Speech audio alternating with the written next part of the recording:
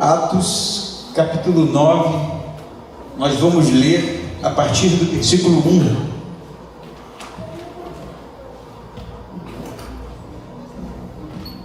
Eu já contei para vocês de uma fase, não sei se posso chamar de uma fase, mas um período da minha vida em que eu comecei a orar pedindo para que Deus me mostrasse alguma coisa espiritual, né? Eu queria ver o céu, na verdade. Resumindo, eu queria ver o céu, não que eu quisesse morrer, ir para o céu, algo do tipo, mas eu queria ver, e orava: pô Deus, me mostra alguma coisa, né? Um sonho já estava bom. Quem já sonhou que estava no céu e o céu era bonitão? Assim, tem gente que tem essas experiências, né? Ainda que seja um sonho somente, ou algo do tipo. Mas eu nunca vi absolutamente nada, nada. Nunca vi um anjo, nunca tive uma visão, nunca tive um sonho profético que aconteceu depois, nada, nada. E eu fiquei frustrado durante algum tempo. Mas interessantemente, eu não fui o único, né?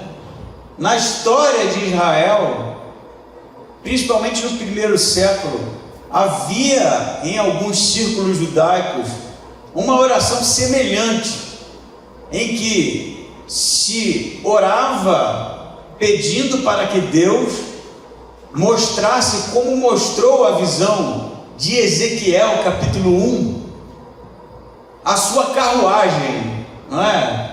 Na visão de Ezequiel tem uma carruagem bem interessante, né? E a carruagem, ela mostrava a glória de Deus. Era muito comum no século I haver esse tipo de meditação, é chamada de meditação da carruagem trono. Se você for ler alguns documentos rabínicos do século I, século II, você vai encontrar justamente esse tipo de oração, de meditação, que posteriormente foi chamada de Mekabá. Você pode até pesquisar isso, né? Hoje é um tanto místico a palavra, você vai encontrar muita coisa sobre judaísmo, que estuda a Cabala, mas era algo muito comum, sim, se orar, se pedir, nos tempos de solitude, né? Clamar para que Deus mostrasse alguma coisa, mostrasse o seu trono, mostrasse a sua carruagem, como havia Deus mostrado a Ezequiel. Por que eu estou dizendo isso? Porque eu queria que você pensasse na possibilidade do texto em que nós estamos lendo, ou vamos ler, da possibilidade de Paulo já conhecer este tipo de oração. Porque, como era ensinado nos círculos religiosos, farisaicos, círculos em que Paulo fazia parte, é possível, muito possível, que Paulo conhecesse esse tipo de oração.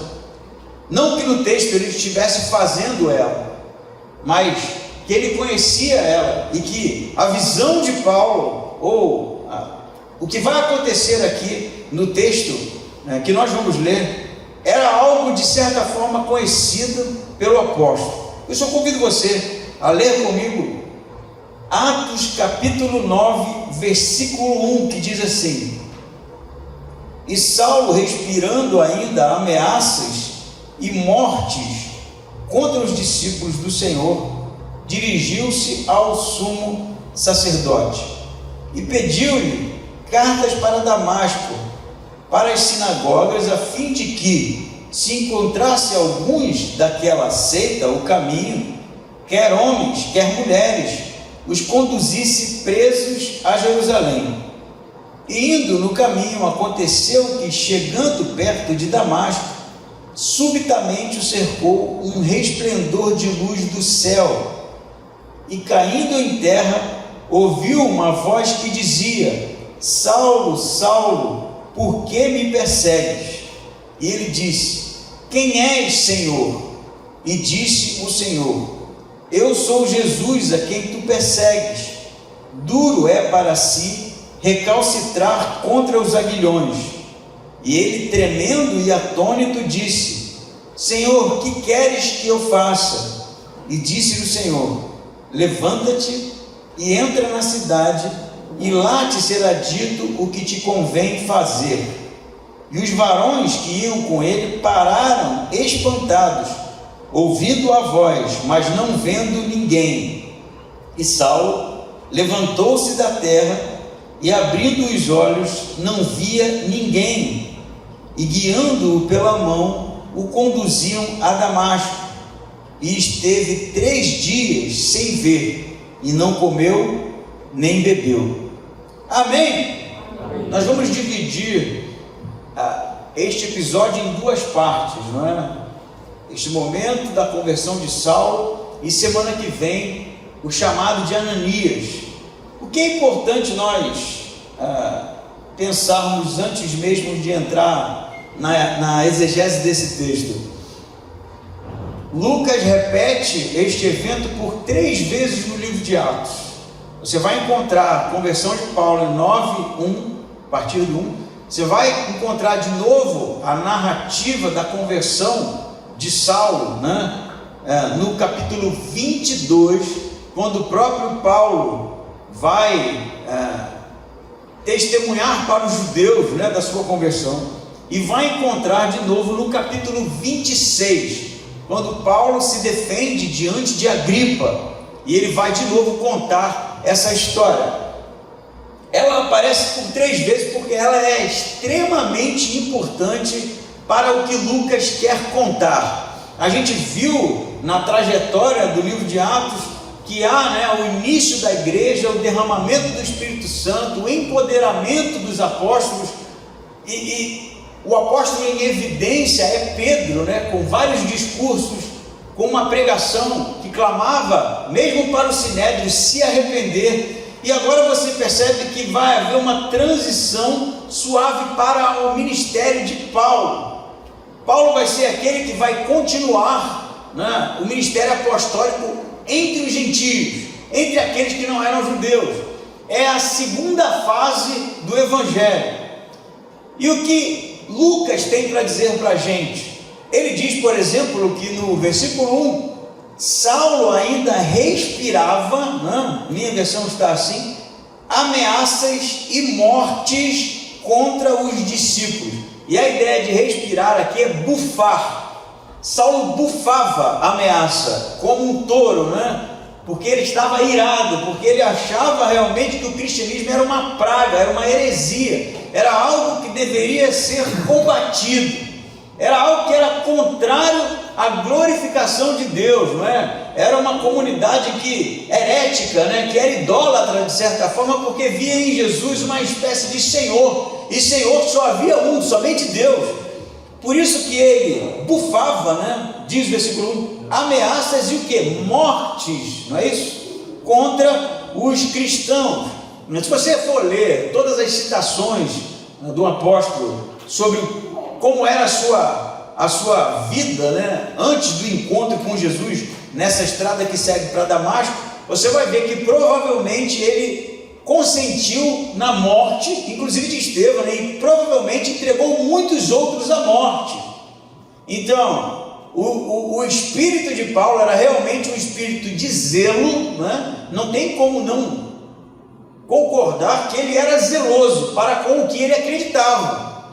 Ele cria que estava fazendo certo, ele cria que estava agindo para o bem do reino de Deus, ele cria que estava fazendo a vontade de Deus. Paulo era um homem zeloso, e ele vai dizer isso, fariseu dos fariseus, criado realmente no que tinha de melhor do ensino das leis, criado aos pés de Gamaliel, um homem que levava as leis, o Pentateuco, a lei de Moisés, o farisaísmo, o judaísmo realmente a sério. O ímpeto de Paulo era tão intenso que, nas palavras do seu mestre Gamaliel, que havia, aconselhado ao sinédrio para que deixassem de perseguir os cristãos, porque se eles estivessem fazendo o que Deus queria, o sinédrio iria se ver lutando contra Deus, não é isso? Esse é o conselho de Gamaliel. Gamaliel havia sido mestre de Paulo, e Paulo parece que não se importa com a opinião de Gamaliel, porque ele discorda. Ele acha que esse tipo de heresia, de seita, deve ser extirpado, a ponto de, diz o texto, versículo 2, pedir cartas ao sinédrio para Damasco, diz assim o versículo, e pediu-lhe cartas para Damasco, para as sinagogas, a fim de que, se encontrasse algum cristão daquela seita, o caminho, quer homem, quer mulheres, os conduzisse presos a Jerusalém. A gente sabe que uma grande perseguição se inicia depois da morte de Estevão, e muitos cristãos fogem, não é isso? Principalmente cristãos helênicos, eles vão fugir, cristãos de origem grega, né? E aí Paulo vai fazer o que? Não contente em ter realmente ido com toda a força contra a igreja, ele vai pedir cartas de recomendação ao concílio de Jerusalém, para que ele tivesse autoridade para prender cristãos fugitivos, cristãos judeus fugitivos em Damasco. Há aqui uma discussão sobre se o Sinédrio tinha autoridade fora de Israel, porque Damasco já era Síria. Aí Flávio Josefo, o historiador do primeiro século supracitado, diz que sim, que Roma havia dado autoridade ao Sinédrio sobre judeus, pertencentes às sinagogas, mesmo fora de Israel, mesmo fora de Jerusalém. Então a carta de Paulo é uma carta para as sinagogas, para que elas colaborassem, entregando aqueles que eram da seita, dos do caminho, como é dito aqui, para que ele trouxesse para Jerusalém, para que eles fossem julgados. Só homens? Não, homens e mulheres. Nem era comum se prender mulheres, mas Paulo está realmente tão obstinado que mesmo as mulheres ele levava preso, e provavelmente muitos aqui padeciam de morte por apedrejamento, até mesmo de chegar ao Sinédrio para ser julgado. Então, diz o texto para a gente, pela primeira vez, a seita, a minha versão está assim, encontrasse alguns daquela seita, o caminho, e o caminho era uma expressão usada pelos próprios cristãos para definir quem eles eram. A expressão o caminho também era usada pela comunidade de Qumran, tão conhecida pelos achados do Mar Morto, que eram comunidades mais radicais, judaicas, que ficavam naquelas cavernas e viviam uma vida ascética por ali. Mas os cristãos também se denominavam o caminho, e vai haver também uma outra discussão sobre a que eles se referem, algumas passagens sobre Isaías, demonstrando o caminho para Deus, mas é mais provável que eles usassem para eles a expressão os do caminho, por conta do que Jesus havia dito, que ele era o caminho para Deus. Então eles se autodenominavam assim. Pela primeira vez os do caminho vão ser tratados dessa forma no texto. Diz então que Paulo, a gente vai eventualmente falar Saulo, eventualmente falar Paulo. Eu já falei isso aqui uma vez, o nome ou a mudança do nome não é por conta da conversão ou por conta de Deus ter mudado ou algo do tipo, mas é a versão em aramaico, Saulo, e a versão grega, Paulo, do mesmo nome. Então diz que ele está no caminho para Damasco. Inclusive, se você quiser fazer uma pesquisa bem rápida e pesquisar sobre a cidade de Damasco, ela existe até hoje, é a mesma cidade, e tem vídeos que ainda mostram as muralhas ali por onde Paulo, no capítulo 10, vai fugir de uma perseguição, Tem inclusive a casa de Judas, foi quem recebeu Paulo enquanto ele estava cego. A gente não sabe se é a casa ao certo, mas realmente tem toda uma trajetória turística. E a rua chamada Direita, que é a rua em que Ananias vai ser ordenado por Deus, para que fosse visitar Paulo, ainda existe, muito interessante. E é para lá que Paulo estava seguindo, cerca de 250 quilômetros de Jerusalém, ao norte de Jerusalém, rumo para a antiga Síria. Esse tipo de viagem não se fazia andando, normalmente ia-se a cavalo, embora o judeu tivesse dificuldade com esse tipo de montaria, mas é provável, embora o texto não diga, que Paulo e os seus acompanhantes, provavelmente guardas do templo, que estavam indo junto com Paulo para ajudar na prisão desses cristãos, estivessem seguindo realmente em montaria. Diz o que o texto para a gente, versículo 3: e indo no caminho para Damasco, aconteceu que, chegando perto de Damasco, subitamente o cercou um resplendor de luz do céu.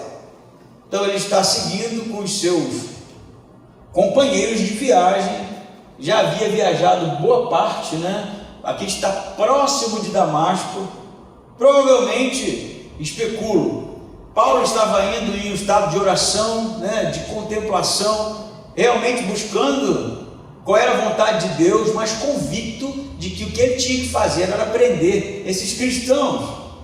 Então, de repente, a expressão aqui é subitamente, né? Sem aviso, uma luz do céu envolve todos aqueles que estavam em viagem.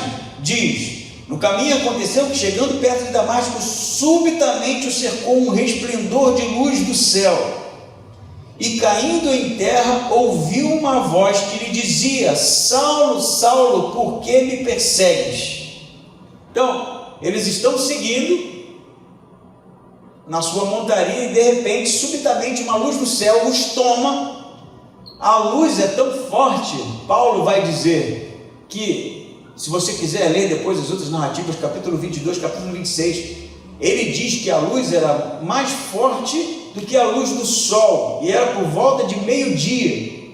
Então, você já experimentou ligar uma lanterna a meio-dia, você sabe que ela não ilumina muito bem, não é por causa da claridade, ainda mais nessa região do mundo, onde o sol é a pino. A luz que Paulo contempla era mais forte do que a luz do céu, ou melhor, do sol, ao meio-dia. E essa luz vai fazer com que ele e os seus amigos caiam, se joguem, saltem. De certa forma, gerou um tipo de comoção, ou susto, ou uma espécie de apavoramento que faz com que eles sejam lançados ao chão. É muito semelhante, na verdade, aos eventos do Antigo Testamento em que Deus se manifesta, né? Sempre há um movimento de se lançar ao chão. A gente estudou, por exemplo, João, e lembra, né, de quando os guardas foram prender Jesus, e ele pergunta: quem vocês procuram? E eles respondem: Jesus de Nazaré. Ele diz: eu sou. E eles se lançam no chão, não é isso? Aqui é semelhante, sendo que há realmente uma teofania, não é uma visão, não é um sonho, não é algo que acontece interiormente, né, na cabeça de Paulo, mas é uma teofania, é uma aparição de fato, algo real que está acontecendo ali, que é testemunhado por todos. E o que ele diz? Saulo, Saulo, por que me persegues? No 5, ele responde: quem és, Senhor? E disse o Senhor: eu sou Jesus a quem tu persegues. Duro é para si recalcitrar os aguilhões. Algumas versões provavelmente não têm a passagem completa aqui, mas eu convido você a, se quiser, ler o 26:14, que tem a passagem justamente de recalcitrar os aguilhões.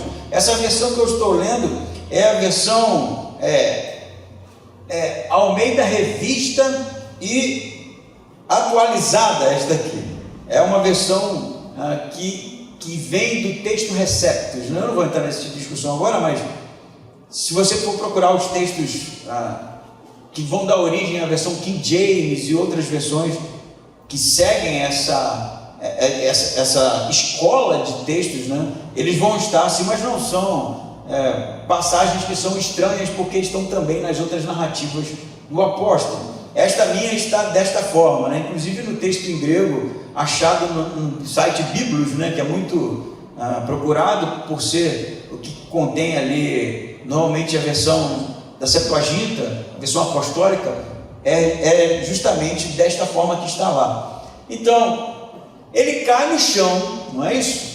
E a voz fala com ele: Saulo, Saulo, por que me persegues?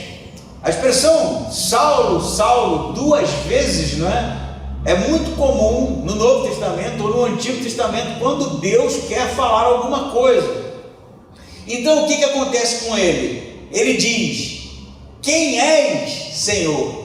Essa expressão é muito interessante, porque vamos parar um pouquinho e imaginar a cabeça deste indivíduo. Como eu falei antes, ele era um judeu zeloso, ele achava que estava fazendo a vontade de Deus, ele achava que realmente estava fazendo certo, estava agindo em conformidade com o coração de Deus, Ele é alguém que provavelmente, como falei na introdução, orou tantas e tantas vezes para que Deus se manifestasse, como a maioria dos judeus, né, fariseus. É provável que Paulo conhecesse esse tipo de oração, ainda que ele não estivesse fazendo nesse momento. É provável que Paulo, ao contemplar a luz e por isso se joga no chão, identifica que aquilo se tratava realmente de uma teofania. Ele não era um tolo, ele não era como nós, né? Que se estiver andando ali no meio da rua ao meio-dia e de repente vem uma luz muito forte, a gente pode até pensar que é OVNI, né? Objeto voador não identificado, ou sei lá, está pegando fogo no poste, ou a fiação estourou. Não, aqui não tinha esse tipo de tecnologia, não tinha nada disso. E Paulo conhecia as passagens do Antigo Testamento, das aparições de Deus, como Deus se manifestava. Paulo conhecia a oração, como eu falei, que era feita em alguns círculos judaicos. Então, quando a luz realmente os toma e eles se jogam no chão, eles se jogam no chão porque eles identificam ser uma intervenção da parte de Deus. Então, que isso fique bem claro. Ele não caiu no chão de susto. Ai, que susto, e caiu do cavalo. Eles identificam como aquela luz sendo realmente o que aconteceu em toda a história do Antigo Testamento, quando Deus se manifestava. Mas uma coisa diferente aqui. Embora o texto de Atos não fale dessa forma, no texto, no capítulo 26, Paulo vai dizer que viu a glória de Deus na face de Jesus. Então Paulo não vê somente uma luz e ouve uma voz. Paulo vê a face de Jesus e a glória de Deus manifestada na face de Jesus. Por isso ele pergunta: Senhor, quem és tu? E eu quero que você entenda isso. Ele não está dizendo: quem és tu? De quem é essa luz? Né? Quem és tu, Senhor? Como se ele estivesse dizendo para qualquer espírito que se manifestasse. Não, ele sabe que a luz é uma manifestação de Deus. Ele sabe que isso aconteceu em toda a história do Antigo Testamento. E ele então está confuso, porque naquela luz a face que se manifestava era de Jesus, que ele conhecia. Paulo não está longe do advento da morte de Jesus, ele está perto, ele é contemporâneo, ele provavelmente viu Jesus pregar, provavelmente participou de certa forma do julgamento, ainda que ele não fizesse parte do Sinédrio, mas consentindo. Ele conhecia toda aquela história. Jesus era um pregador muito popular, não é? No tempo de Paulo. E o que assusta Paulo é que na hora da luz, a face que ele vê é a face daquele que ele perseguia. Por isso ele pergunta: Senhor, quem és tu? Você entende isso? O Senhor aqui não é um pronome de tratamento. Ele identifica a luz como sendo divina, mas a face o confunde, gera confusão em Paulo. Por isso ele responde, depois da voz dizer: Saulo, Saulo, por que me persegues? Ele disse: quem és, Senhor? Isso é honesto nele, ele não está entendendo nada. Toda a teologia paulina está sendo lançada no chão agora. Todo conhecimento, todo estudo, toda convicção, toda opinião, tudo está indo por terra. O mundo dele está girando de cabeça para baixo aqui. Entende isso? Isso é preciso ficar claro.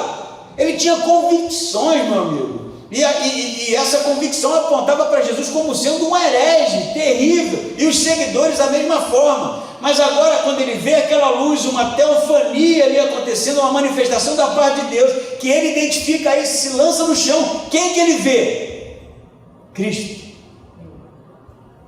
E ele vai em crise, lançado ao chão, dizer: Senhor, quem és tu? É como se Paulo estivesse fazendo uma confissão agora, de que ele não sabia de nada. Ele achava que sabia, ele achava que conhecia Deus, ele achava que Deus era o Deus realmente dos seus estudos, das suas opiniões teológicas, das suas convicções. E aí o que diz aqui na minha versão? Diz assim: e disse o Senhor: eu sou Jesus a quem tu persegues. Isso é interessante também, porque se eu tivesse em João, eu ia ler com uma convicção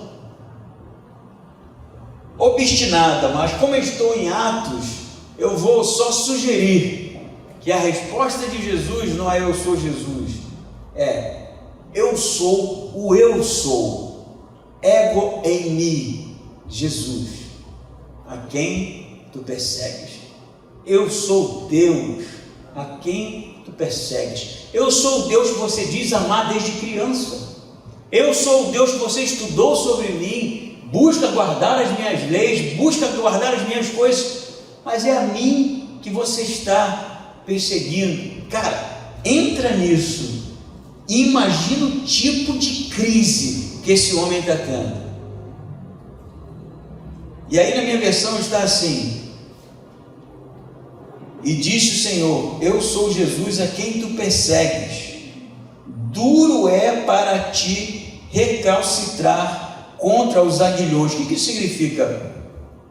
Naquele tempo havia a carroça de bois, e na carroça havia umas pontas de ferro, isso eram os aguilhões, que era para que o animal não desse coice para trás e de certa forma destruísse a carroça. Isso mantinha o animal na linha e ele não ousava. Se ele ousou dar coice, ousou uma ou duas vezes. Depois que tomou uma espetada, o que ele faz? Desiste, né? O que Jesus diz aqui? Ainda que você não encontre na sua versão, se você for para o capítulo 26, está lá: duro é para você, entenda isso aqui, duro é para você lutar contra os aguilhões. É como se Paulo estivesse dando coices para trás, tentando resistir, entenda isso, tentando resistir a Deus, e quanto mais ele resistia, mais ele sofria. O que isso significa, gente? Contra o que, afinal de contas, Paulo estava lutando no sentido de resistir? Contra o que Paulo estava resistindo? F.F. Bruce, um teólogo muito conhecido, muito conceituado, ele vai dizer que isso significa não menos de que, de certa forma, Paulo estava lutando no seu íntimo contra realmente o fato de Jesus ser o Messias. E é provável, muitos especulam, que no discurso de Estevão, que Paulo estava presente, tudo aquilo que aconteceu, o argumento de Estevão, a pregação de Estevão, a visão de Estevão, a maneira como que ele morreu, realmente gerou uma crise neste homem. Embora ele esteja respirando ódio pela igreja, esse ódio pode ser justamente porque ele não conseguia lidar com isso, e ele estava resistindo. Sendo essa realmente uma exegese 100% próxima ao que está acontecendo ou não, o que eu quero dizer para você é o seguinte: encontrar-se com Jesus não é banal. Não é banal. Encontrar-se com Jesus não é levantar a mão e ir na frente de uma igreja. Encontrar-se com Jesus não é professar um credo.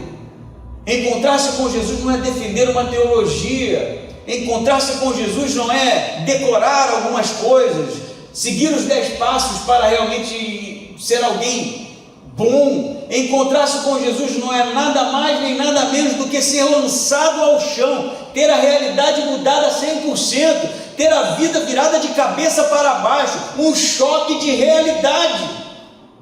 Não pode ser menos que isso. Encontrar-se com Jesus não pode ser pop, uma coisa que a gente diz fazer parte, porque agora eu fazia parte daquela igreja e faço parte dessa, e essa é melhor. Encontrar-se com Jesus não pode ser uma mudança simplesmente na área do conhecimento intelectual. Agora eu entendi, que bom. Encontrar-se Jesus é ter a natureza transformada, é ter o mundo desabado, é ter as convicções lançadas no chão, é ter realmente os planos, as certezas jogadas no lixo. Porque o poder realmente da transformação, da salvação, é que faz isso com o homem, é que faz com que a gente caia de joelhos, sem forças, entregue.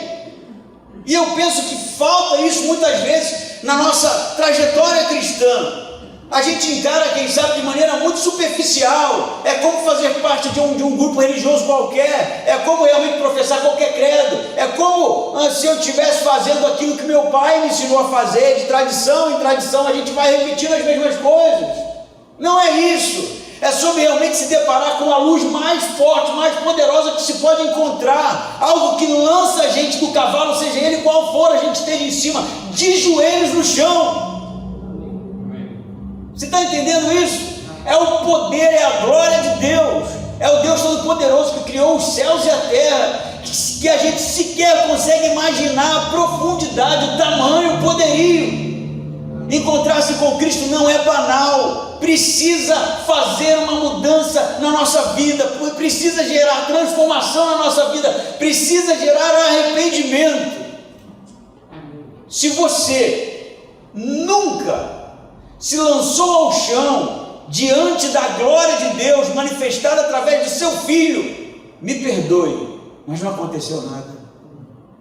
Não aconteceu nada. A gente só brinca de professar algumas coisas, só brinca de repetir, é só um sistema que a gente, na área do conhecimento, na parte intelectual, fica professando, dizendo isso. É um joguinho, que amanhã pode ser outra coisa, inclusive. Mas a transformação consiste em ser lançado ao chão, não pela força de Jesus, porque ele não impõe isso a ninguém, é pelo reconhecimento de quem ele é. Amém? Amém. Eu me lembro uma vez, eu me converti com 17 anos, e foi uma compreensão, né? Eu compreendi, entendi alguns conceitos básicos, que eu era pecador, que Jesus havia morrido por mim, que se eu continuasse rebelde, eu ia ser condenado. Evangelismo básico, né? Mas eu não caí de joelhos, eu só entendi. O cair de joelhos veio acontecer tempos depois, quando me faltou forças, entende? Eu não estava lutando contra Deus, não estava trilhando um caminho de rebeldia, mas teve um tempo que realmente me faltou forças, e a única coisa que eu conseguia fazer era chorar, não de arrependimento, porque eu já havia feito isso, era de reconhecimento da glória de Deus manifestada no seu Filho, que morre naquela cruz por mim, um pecador. Se você nunca fez isso, meu amigo, eu vou dizer o que eu sempre digo quando o tema é esse: entre no seu quarto e ore, e reconheça genuinamente, verdadeiramente a glória de Deus manifestada em Cristo, o seu Filho, e no que Ele fez naquela cruz por você. Se ajoelhe, clame, reconheça, confesse, porque a transformação é sobrenatural, não é mudar o discurso, não é partir de uma teologia para outra, não é professar uma coisinha aqui, uma coisinha ali, é desabar diante daquilo que é o poder de Deus. Amém? Isso acontece, não é com fulano, não, é com o apóstolo Paulo, de joelhos. E ele vai dizer uma coisa bem interessante: quem és tu, Senhor? A resposta é: eu sou Jesus a quem tu persegues. Duro é para ti recalcitrar contra os aguilhões, continuar resistindo, né? Continuar resistindo. Esse não é o ponto, não, mas se é verdade esta exegese de que Paulo estava resistindo a Deus, mesmo intuindo que aquilo poderia ser verdade, há aqui, quem sabe, um ponto B, não é? Que é justamente resistir a Deus. Às vezes você professou, você reconheceu, você passou realmente pelo que a gente pode chamar de entrega, né? de arrependimento, de encontro com Cristo, mas a gente, de certa forma, continua resistindo à soberania, ao senhorio de Cristo. De repente você intui, De repente você percebe, mas não se entrega. E não tem espaço para isso no reino de Deus. Ou a gente realmente reconhece o senhorio de Cristo nas nossas vidas e se lança aos pés e diz o que Paulo está dizendo aqui: o que queres que eu faça? Ou a gente vai continuar resistindo ao que Deus quer para nós, e isso é chutar realmente o aguilhão, isso é ficar dando coices, se ferindo, se machucando, achando que está fazendo a melhor coisa, porque está quem sabe, no domínio da nossa vida, não é? Com as mãos nas rédeas do animal, mas no final da história a gente está lutando contra Deus o tempo todo. Por isso que ele vai dizer aqui, ele respondeu atônito, diz a minha versão no versículo 6, e disse: Senhor, que queres que eu faça? E disse-lhe o Senhor: levanta-te e entra na cidade, e lá te será dito o que te convém fazer. Se no primeiro momento eu disse para você que encontrar-se com Cristo não é óbvio, é realmente ser lançado ao chão. Segundo momento eu vou dizer para você que encontrar-se com Cristo é se render. Se render. Quem és tu, Senhor? Eu sou Jesus a quem tu persegues. O que é que Paulo fala? O que queres que eu faça? Porque o que ele queria fazer não conta mais. O que queres que eu faça? Vou dizer uma coisa para você, pode soar até romântico em 2023. Se você se rendeu a Jesus, você não tem mais vontade. Se ainda tem, é resistência. Se você se encontrou com Jesus, o que você vai dizer depois disso é: o que queres que eu faça? Eu me rendo.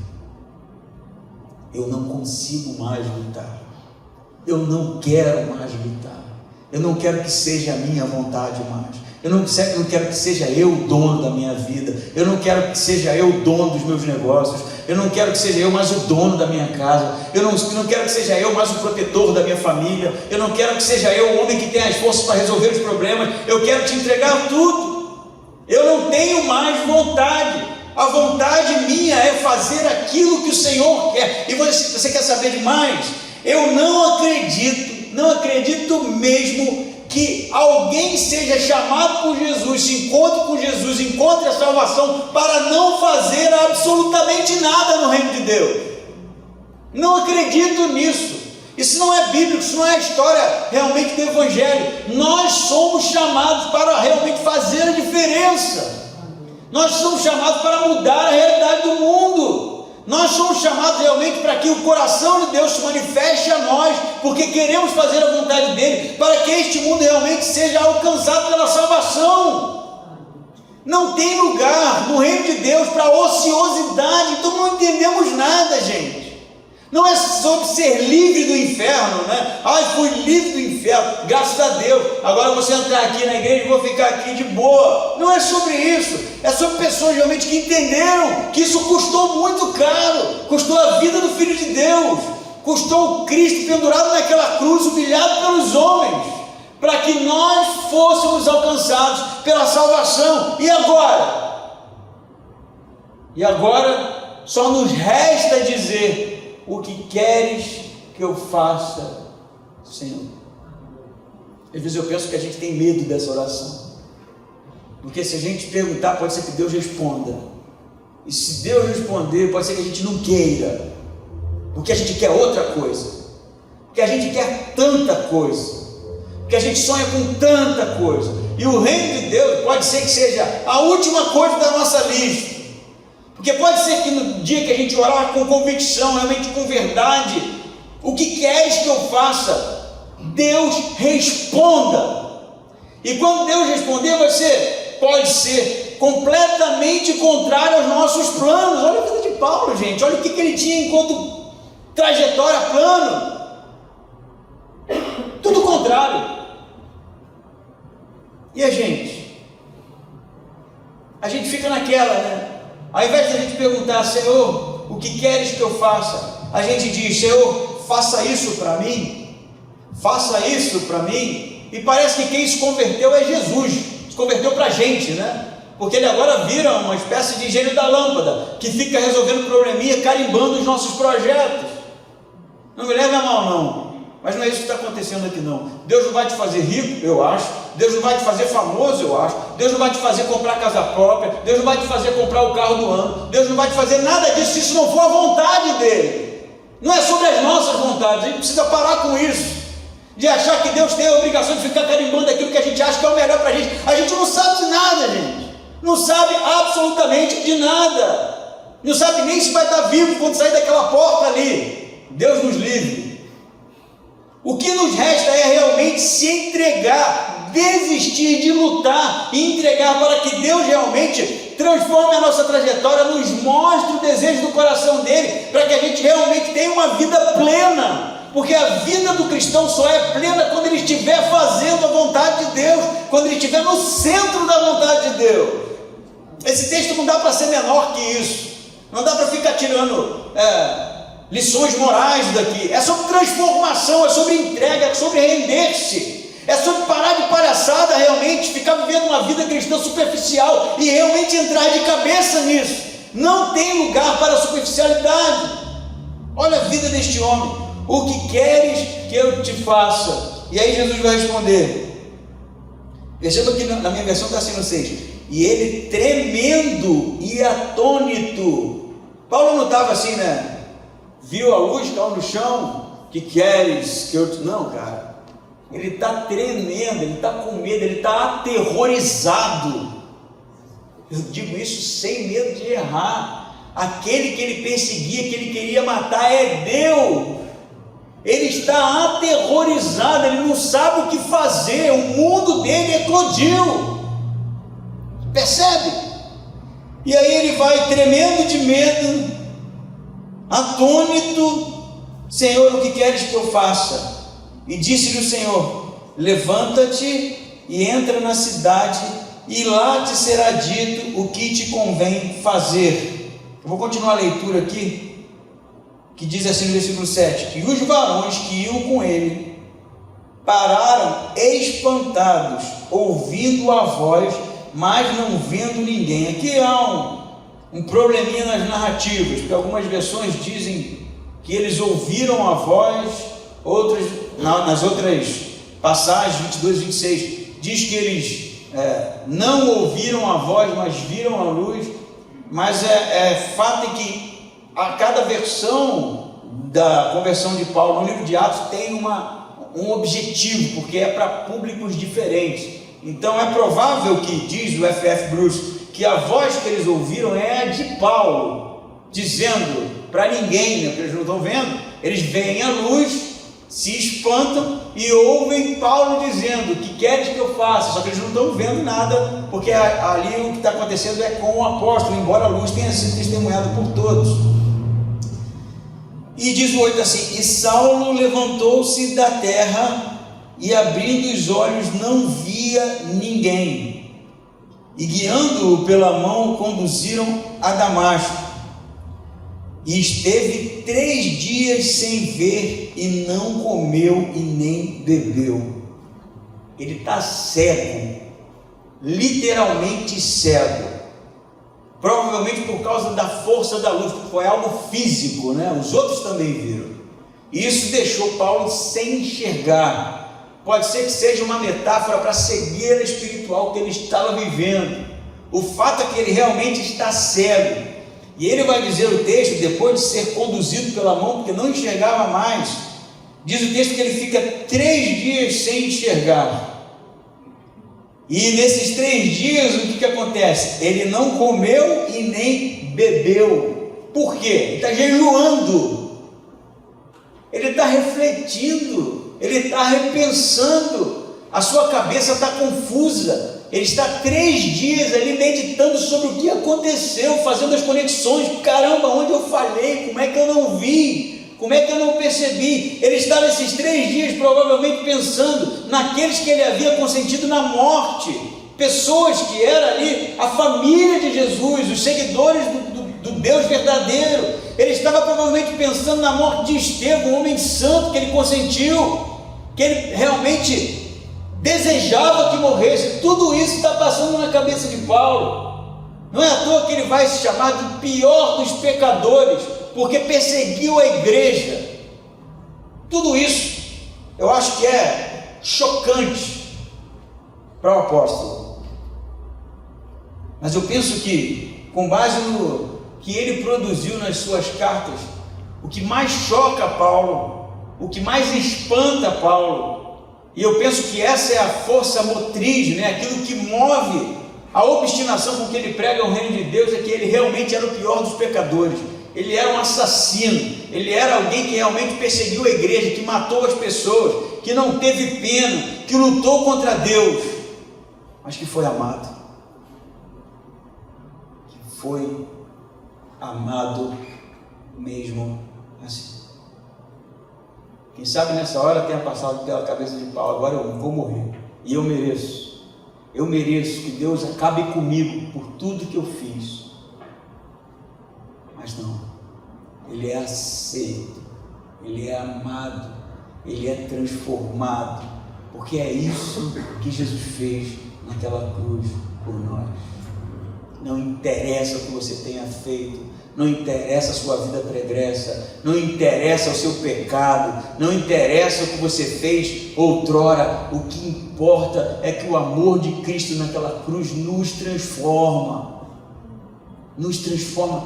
simplesmente porque Ele, o Senhor de toda a eternidade, nos ama. E se você não desistir de lutar contra Deus, por perceber que não tem forças para isso, que você desista de lutar contra Deus, porque você percebe o amor dele por você. Não lute contra os aguilhões, se entregue, porque eu sou o Deus que te ama.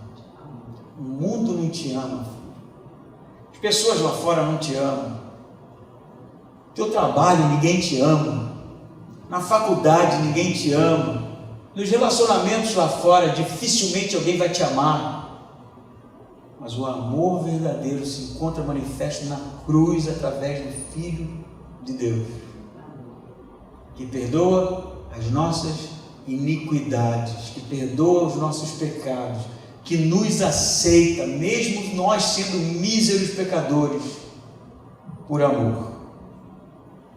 Isso que muda a vida de Paulo.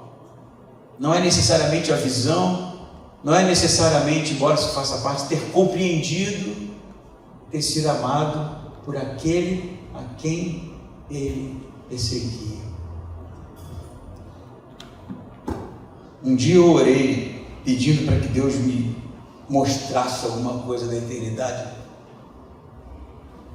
Eu nunca vi nada. Mas toda vez que eu me lembro desse tempo, me lembro também daquele versículo: a minha graça te basta. Eu não preciso de uma visão da eternidade para me sentir amado por Deus, porque o que Ele fez naquela cruz é suficiente. Amém?